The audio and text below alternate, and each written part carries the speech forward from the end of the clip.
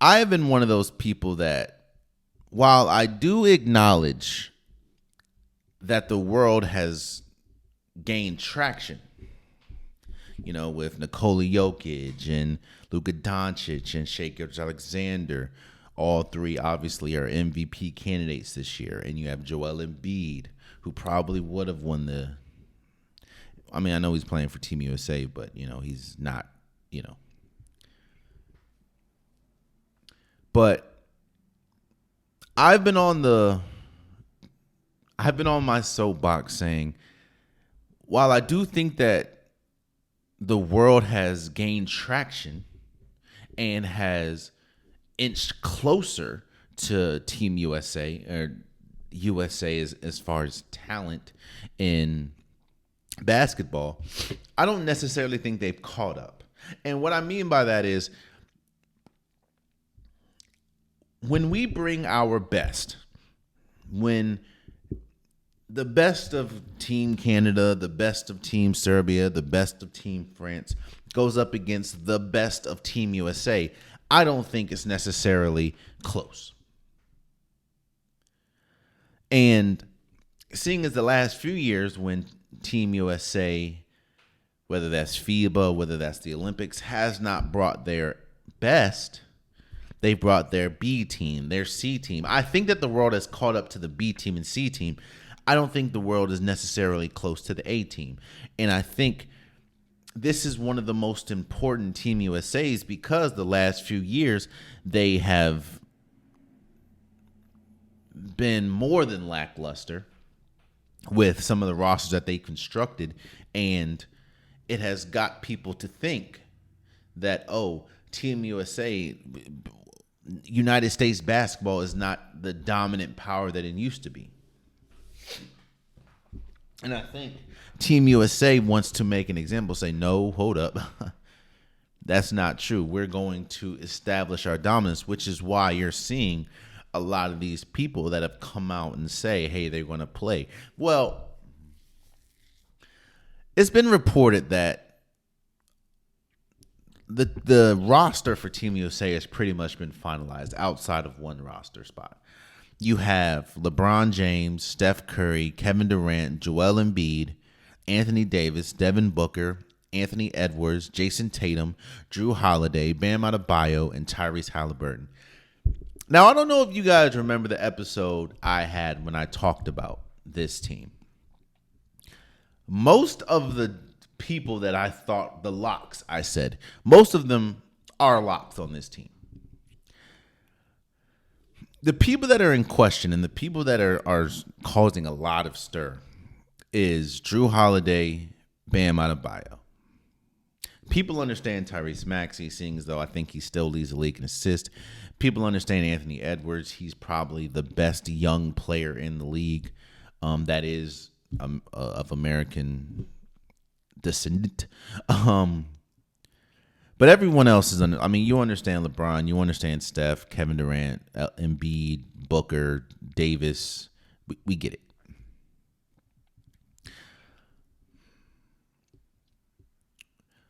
The people, now again, we're able to bring 12 people, and there's still one spot still available. And people are questioning. Okay, so let me say this. The reason why I started this segment as far as team building is because people are wondering. There's a bunch of names that still are not, aren't on this roster, like a Tyrese Maxey, like a Drew Holiday. Not Drew Holiday, like a Damian Lillard, like a Jalen Brunson, like a Trae Young. And it all goes back to team building. Team building is one of the hardest things to do when you have talent like this. I was a little taken aback a little bit when I saw Drew Holiday. Then I remembered the history of Team USA. And when I say history, I mean what they like to do. When you look at the guard position, it's important especially when you could potentially see Shea Gilgeous-Alexander for Team Canada, when you can see Luka Doncic. It's important to have a big defensive guard on your team. And as much as I like Jalen Brunson, as much as I think Jalen Brunson has had a great year this year, as much as I like Damian Lillard, even though he's kind of had a down year, Drew Holiday is perfect for this team, especially when you have Steph Curry, who's not the tallest, nor is he the best defender. In fact, at the guard position, Drew Holiday is by far the best defensive guard, unless you want to include Anthony Edwards. But even in that, I still would choose Drew Holiday in defense. You see, people are questioning, why is Tyrese Maxey not? Tyrese Maxey has had one of the best years of his career. Why is he not on this team? A lot of people saying, Jalen Brunson, he's had obviously the best year of his career. Why is he not on this team? Well, where would they fit? And that's, again, no offense to them, but where would they fit? Where would Jalen Brunson on a team that already has Steph Curry, who is a dominant ball handler, Kevin Durant, LeBron James, where would they fit? We've already seen that Jalen Brunson is not the best at being the second option, which is no offense to him. That's just how it is. We've already understand that Tyrese Maxey, that neither one of those are really a catch and shoot player. So where would they fit? Again, people want to crap on Drew Holiday, but Drew Holiday is, again, one of the best guard defenders in the league. And people question Bam Adebayo. Well, it's between Bam and who? Jaren Jackson Jr., because you need Anthony Davis on. Size can, we talk about the guards, when you have Nikola Jokic on the other side, when you have Rudy Gobert, and we know that there's more of a pride, there's more of a excitement playing for your team, so they play much better. And size has killed Team USA these last few go-rounds. You need a Bam Adebayo along with the Joel Embiid. People are upset that Joel Embiid chose Team USA over France. Well, I think as much as they don't want to admit it, and as much as it sucks to say, Team USA is desperate, bro. The last thing you want to do is let go of the reins. And Joel Embiid is, yes, I think that even if Joel Embiid didn't play, you can still win with a Anthony Davis and a Bam Adebayo and maybe a Jaren Jackson Jr., but that's the best, two best centers. Three, because if we talk about Victor Wembanyama, those are the best big men are not on your team. So I get it. This is shaping up to be one of the best teams that Team USA has ever brought. By the names, because LeBron James obviously is older, Steph Curry's over, Kevin Durant's older, Anthony Davis, his body's older, There should be one. Now, again, I think injuries are going to play a huge part in this selection.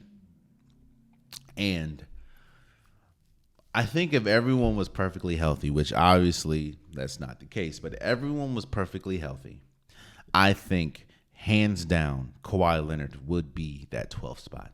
Because again, when perfectly healthy, there is not 12 players in the NBA, especially on the American side, that you can honestly say is better than Kawhi Leonard. But obviously, injuries do play a part. And I don't know if Kawhi Leonard's going to be ready. If he will be ready, then yes, again, it is going to be Kawhi Leonard's thing. I don't even know if Joel Embiid is going to be able to play. So I think because of that, when you look, again, we just talked about it, size is very important for Team USA. They need they need size because going up against a Nikola Jokic, you're not going to get it done with just one big.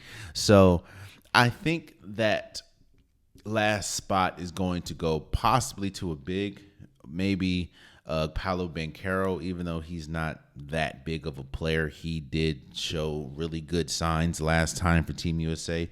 Maybe Jaren Jackson Jr. What I don't think it is, which is unfortunate for them, I don't think that last spot's going to be a guard. I mean, there is already enough players that can play guard, that can handle the ball. Again, Curry, Devin Booker, Anthony Edwards, Jason Tatum, Drew Holiday, all of Tyrese Halliburton, all of them can play guard. Or not play guard. But all of them can handle the ball. All of them can do what they do best. I don't think you need a Jalen Brunson or a Devin Booker. I mean, not Devin Booker, I'm sorry. Or a Damian Lillard or a Trae Young. So I think what the position that they need to fill the most, because again, Anthony Davis, he doesn't even like playing center. He said he doesn't like playing center. And Bam Adebayo would be an undersized center. And then again, I think Joel Embiid's up in the air. So I think that last spot more than likely will go to a center, whether that's, again, Jaren Jackson Jr., Paolo Banchero. Who's another center? I don't think Walker Kessler is getting back on this team. I don't know, man. But I think that I said this before, and I'll say it again. I don't think the world has caught up with our A team. I think that the world has gotten closer. Don't get me wrong. I mean, Nikola Jokic, Giannis, that's like, come on now. I look at Giannis and I look at Luka, I look at Shea. And there's no way that you can think that they're not arguably some of the best players, if not the best players in the league. Nikola Jokic, Joel Embiid, who obviously is going to play for Team USA if he does play, but could very well play for France. But I think that this is the most important as far as stature, as far as the way that the world will view Team USA. I think that this is the most important Olympics that the Team USA has participated in outside of the Dream Team. And Team USA understands that. And if they didn't, and they understand that because of who has committed and who, again, remember, they said this was going to be a tryout. Remember, they came out and they've done this every single year. They said that the roster spots was going to be a tryout. So, tryout or not, they have pretty much 11 spots guaranteed. Where's it? So the tryout is essential. You know what it is? Quiet, very quiet secret that a lot of people don't know. Some people do, but a lot of people don't. In college, there's pretty much they're obligated. They have to have tryouts. But 9 times out of 10, the team is already constructed. The tryout may be for 1 or 2 spots. So you have hundreds of kids, hundreds of people trying to play college basketball, trying to be walk-ons. They're really only competing for about 2 or 3 spots. That's exactly what this is. There's no way in hell that you can tell me that there's a possibility that Steph Curry, LeBron James, and Kevin Durant were not going to be on this team. Whether you say, yo, it's going to be a tryout, we're going to have a fair trial. Okay, cool. But so you're telling me that someone is going to beat out Steph, Durant, Bron, Anthony Davis, and Jason Tatum? No. I don't care who is having a great year. They need to be on this team.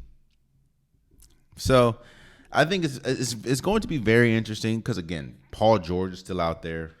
And remember, I thought Paul George was going to be the last person to be selected the first time. But again, I didn't really think Drew Holiday was going to be selected, even though I understand why he's selected. I thought it was going to be, not Bradley Beal. I thought it was going to be Kawhi Leonard and Paul George on this team. We don't know.